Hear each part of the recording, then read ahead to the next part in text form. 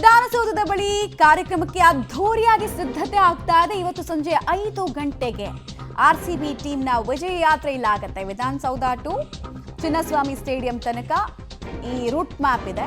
So ಇಲ್ಲಿ ಇಷ್ಟೂ ಕಡೆ ಕೂಡ ಅಭಿಮಾನಿಗಳು ಸೇರ್ತಾರೆ. ಆಮೇಲೆ ಇಲ್ಲೂ ಕೂಡ ಒಂದು ಕಾರ್ಯಕ್ರಮ ಮಾಡೋದಕ್ಕೆ ಬೇಕಾಗಿರುವಂತಹ ಸಿದ್ಧತೆಗಳಾಗಿದೆ. ಈಗಾಗಲೇ ಅಲ್ಲಿ ಟೆಂಟ್ಗಳ ಆಗಮನ, ವಾಹನಗಳ ಮೂಲಕ ಫೆಸಿಲಿಟೇಷನ್ ಪ್ರೋಗ್ರಾಮ್ ಅಂದರೆ ಸನ್ಮಾನ ಕಾರ್ಯಕ್ರಮಕ್ಕೆ ಯಾವ್ದ್ಯಾವುದು ಉಪಯೋಗ ಆಗುತ್ತೋ ಅದೆಲ್ಲವನ್ನ ಕೂಡ ತರಿಸ್ಕೊಂಡು ಇಳಿಸ್ಕೊಳ್ಳೋ ಕೆಲಸವನ್ನು ಕೂಡ ಮಾಡಲಾಗ್ತಾ ಇದೆ.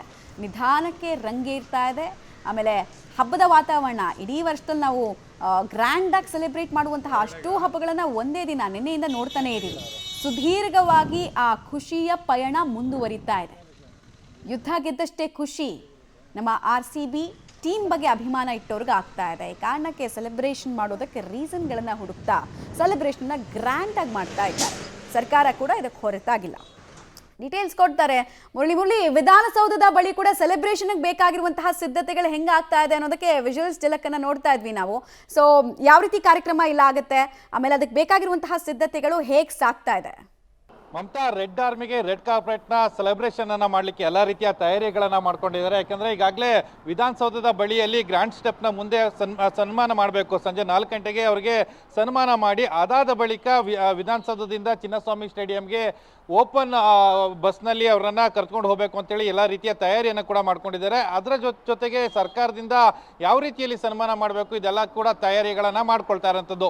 ಸಂಜೆ 4 ಗಂಟೆಗೆ ಈ ಕಾರ್ಯಕ್ರಮ ಪ್ರಾರಂಭ ಆಗುತ್ತೆ. 4 ಗಂಟೆಗೆ ಕಾರ್ಯಕ್ರಮ ಪ್ರಾರಂಭ ಆಗಿ ಸರಿಸುಮಾರು 1-1.5 ಗಂಟೆಗಳ ಕಾಲ ವಿಧಾನಸೌಧದಲ್ಲಿ ಈ ಕಾರ್ಯಕ್ರಮ ನಡೆಯುವಂಥದ್ದು.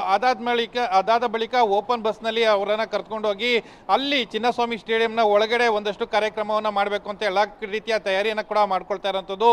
ಅಂದ್ರೆ ಈಗ ನಾವು ಚಿನ್ನಸ್ವಾಮಿ ಸ್ಟೇಡಿಯಂನ ಬಳಿಯಲ್ಲಿ ಕೂಡ ಸಾಕಷ್ಟು ದೃಶ್ಯಾವಳಿಗಳನ್ನ ನೋಡ್ತಾ ಇದ್ವಿ. ಬ್ಯಾರಿಕೇಡ್ಗಳನ್ನ ಹಾಕಿ ಅಲ್ಲಿ ಅಭಿಮಾನಿಗಳು ಎಲ್ಲಿ ನಿಲ್ಬೇಕು, ಜೊತೆಗೆ ಬಸ್ ಯಾವ ಜಾಗದಲ್ಲಿ ಹೋಗಬೇಕು, ಜೊತೆಗೆ ಬ್ಯಾರಿಕೇಡ್ ಇಂದ ಒಳಗಡೆ ಯಾರು ಹೋಗದೇ ಇರೋ ರೀತಿಯಲ್ಲಿ ಎಲ್ಲ ರೀತಿಯ ವ್ಯವಸ್ಥೆಗಳನ್ನು ಕೂಡ ಮಾಡ್ಕೊಳ್ತಾ ಇರೋಂಥದ್ದು. ಅಂದ್ರೆ ಪ್ರಮುಖವಾಗಿ ವಿಧಾನಸೌಧದ ಮುಂಭಾಗದಲ್ಲಿ ಗ್ರ್ಯಾಂಡ್ ಸ್ಟೆಪ್ ನಲ್ಲಿ ಪ್ರೋಗ್ರಾಮ್ ಆದ ಬಳಿಕ ಆ ರೋಡನ್ನ ಸಂಪೂರ್ಣವಾಗಿ ಬ್ಲಾಕ್ ಅನ್ನ ಮಾಡಬೇಕು. ಅದಾದ ಬಳಿಕ ಏನು ಪೋಸ್ಟ್ ಆಫೀಸ್ ನ ಬಳಿಯಲ್ಲಿ ಒನ್ ವೇ ಮೂಲಕ ಅವರನ್ನ ಚಿನ್ನಸ್ವಾಮಿ ಸ್ಟೇಡಿಯಂಗೆ ಕರ್ಕೊಂಡು ಹೋಗಬೇಕು. ಈ ಎಲ್ಲಾ ರೀತಿಯ ತಯಾರಿಗಳು ಕೂಡ ನಡೀತಾ ಇರುವಂತದ್ದು.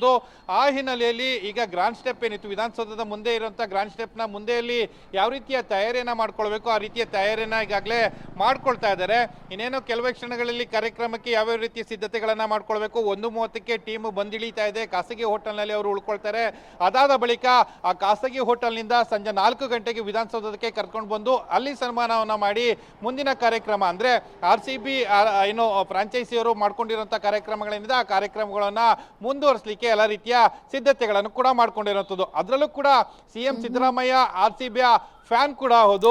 ಆ ಹಿನ್ನೆಲೆಯಲ್ಲಿ ಅವರು ಕೂಡ ಸಾಕಷ್ಟು ಸಂತಸನ್ನು ವ್ಯಕ್ತಪಡಿಸ್ತಾ ಇರುವಂತದ್ದು. ನೆನ್ನೆ ಶುಭ ಹಾರೈಸ್ತಾ ಇದ್ರು. ಪದೇ ಪ್ರತಿ ಮ್ಯಾಚ್ ಆದಾಗ್ಲೂ, ಅದರಲ್ಲೂ ಕೂಡ ಬೆಂಗಳೂರಿನಲ್ಲಿ RCB ಮ್ಯಾಚ್ ಇದ್ರೆ ಆ ಚಿನ್ನಸ್ವಾಮಿ ಗ್ರೌಂಡ್ ನಲ್ಲಿ ಅವರು ಮ್ಯಾಚ್ ಅನ್ನ ನೋಡ್ತಾ ಇದ್ರು. ಆ ಹಿನ್ನೆಲೆಯಲ್ಲಿ ಸಾಮಾನ್ಯವಾಗಿ ಸರ್ಕಾರದಲ್ಲೂ ಕೂಡ ಸಾಕಷ್ಟು ಸಂತಸ ಇದೆ.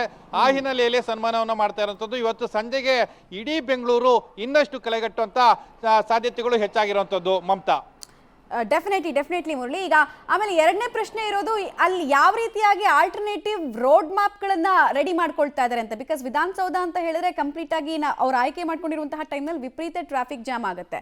ಸುತ್ತಮುತ್ತ ಕೂಡ ಒಂದು 5-6 ಕಿಲೋಮೀಟರ್ ರೇಡಿಯಸ್ನಲ್ಲಂತೂ ವಿಪರೀತ ಟ್ರಾಫಿಕ್ ಜಾಮ್ ಆಗುತ್ತೆ, ಸರಿಯಾಗಿ ವ್ಯವಸ್ಥೆ ಮಾಡ್ಕೊಳ್ಳಿಲ್ಲ ಅಂದರೆ. ಹೀಗಾಗಿ ಸಂಚಾರಿ ಪೊಲೀಸರಿಗೆ ಅತಿ ದೊಡ್ಡ ಸವಾಲು. ಸೊ ಎಲ್ಲಾದರೂ ರಸ್ತೆ ಮಾರ್ಗ ಬದಲಾವಣೆ ಅಂತ ಇನ್ಸ್ಟ್ರಕ್ಷನ್ಸ್ ಕೊಡೋದಕ್ಕೆ ಸ್ಟಾರ್ಟ್ ಮಾಡಿದ್ದಾರಾ? ಪಾರ್ಕಿಂಗ್ ವ್ಯವಸ್ಥೆಗಳನ್ನು ಎಲ್ಲಿ ಅಲಾಟ್ ಮಾಡ್ಕೊಳ್ತಾ ಇದ್ದಾರೆ? ಮತ್ತೆ ಪೊಲೀಸ್ ಸಿಬ್ಬಂದಿ ವಿಧಾನಸೌಧದ ಆವರಣ ಯಾವ ಸಂಖ್ಯೆಯಲ್ಲಿ ಇರ್ತಾರೆ ಅಂತ? ಮಮತಾ, ಬಹುತೇಕ ವಿಧಾನಸೌಧದ ಸುತ್ತಮುತ್ತ ಅಂದ್ರೆ ಈ ಕಡೆ ತಾಜ್ ಬಸ್ ಸ್ಟ್ಯಾಂಡ್ ಇರ್ಬೋದು, ಮೌರ್ಯ ಸರ್ಕಲ್, ಅಲ್ಲಿ ಡೈವರ್ಷನ್ ಅನ್ನ ತೆಗೆದುಕೊಳ್ಳುವಂಥದ್ದು. ಅಂದ್ರೆ ಮೆಜೆಸ್ಟಿಕ್ ಕಡೆಯಿಂದ ಬರುವಂತಹ ವಾಹನಗಳಿಗೆ ಸಂಬಂಧಪಟ್ಟಂತೆ ಇನ್ನು ಇಂಡಿಯನ್ ಎಕ್ಸ್ಪ್ರೆಸ್ ಸರ್ಕಲ್ ನಲ್ಲಿ ಅಲ್ಲೂ ಕೂಡ ಡೈವರ್ಷನ್ ಅನ್ನ ತೆಗೆದುಕೊಳ್ತಾರೆ. ಮತ್ತು KR ಸರ್ಕಲ್ ನಿಂದ ಸಂಪೂರ್ಣವಾಗಿ ಚಿನ್ನಸ್ವಾಮಿ ಸ್ಟೇಡಿಯಂ ಸುತ್ತಮುತ್ತ ಏನಿದೆ ಅಂದ್ರೆ ಶಿವಾಜಿನಗರದಿಂದ ಇಂಡಿಯನ್ ಎಕ್ಸ್ಪ್ರೆಸ್ ಸರ್ಕಲ್ ಇಂದ ವಿಧಾನಸೌಧದ ಮುಂದೆ ಬಂದು KR ಸರ್ಕಲ್ಗೆ ಯಾರು ರೀಚ್ ಆಗಬೇಕು ಅಂದ್ಕೊಳ್ತಾರೆ ಅವರನ್ನ ಶಿವಾಜಿನಗರದಿಂದನೇ ಡೈವರ್ಟ್ ಮಾಡಿ ಮತ್ತೆ MG ರೋಡ್ ನ ಎಂಡ್ ಏನಿತ್ತು ಅಂದ್ರೆ ಟ್ರಿನಿಟಿ ಸರ್ಕಲ್ ಏನಿದೆ, ಟ್ರಿನಿಟಿ ಸರ್ಕಲ್ ಕಾಲ್ ಕಡೆಯಲ್ಲಿ ಹೋಗ್ಲಿಕ್ಕೆ ಒಂದಷ್ಟು ಅವಕಾಶವನ್ನ ಮಾಡ್ಕೊಡುವಂಥದ್ದು. ಅಂದ್ರೆ ವಿಧಾನಸೌಧದ ಸುತ್ತಮುತ್ತ 1-1.5 ಕಿಲೋಮೀಟರ್ ಅಷ್ಟು ಸಂಪೂರ್ಣವಾಗಿ ವಾಹನ ಸಂಚಾರವನ್ನ ಸ್ತಬ್ಧ ಮಾಡುವಂತ ಸಾಧ್ಯತೆಗಳು ಇರುವಂಥದ್ದು. ಅದು ಸರಿಸುಮಾರು 3:30-4 ಗಂಟೆಯ ಬಳಿಕ ಈ ರೀತಿಯ ಪ್ರೋಗ್ರಾಮ್ಗಳನ್ನ ಮಾಡ್ಕೊಳ್ತಾ ಇದ್ದಾರೆ ಮತ್ತು ಡೈವರ್ಷನ್ಗಳನ್ನ ಎಲ್ಲೆಲ್ಲಿ ಮಾಡಬೇಕು ಮತ್ತು ವಾಹನವನ್ನ ಎಲ್ಲೂ ಕೂಡ ಪಾರ್ಕಿಂಗ್ ಮಾಡ್ಲಿಕ್ಕೆ ಅವಕಾಶವನ್ನು ಕೊಡುವಂತ ಸಾಧ್ಯತೆಗಳ ತೀರಾ ಕಡಿಮೆ. ಯಾಕಂದ್ರೆ ಅತಿ ಹೆಚ್ಚು ಸಂಖ್ಯೆಯಲ್ಲಿ ಅಭಿಮಾನಿಗಳು ಬರ್ತಾರೆ. ಅದರಲ್ಲೂ ಕೂಡ ವಿಧಾನಸೌಧ ಆದ ನಂತರ ಓಪನ್ ಬಸ್ ಅಲ್ಲಿ ಅವರನ್ನ ಮೆರವಣಿಗೆ ಕರ್ಕೊಂಡು ಹೋಗ್ತಾರೆ. ಮೆರವಣಿಗೆಗೆ ಕರ್ಕೊಂಡು ಹೋಗುವಂತ ಸಂದರ್ಭದಲ್ಲಿ ಅಲ್ಲಿ ಪಾರ್ಕಿಂಗ್ ಮಾಡುವಂತ ಸಾಧ್ಯತೆಗಳು ಸಾಕಷ್ಟು ಕಷ್ಟ ಇರುತ್ತೆ.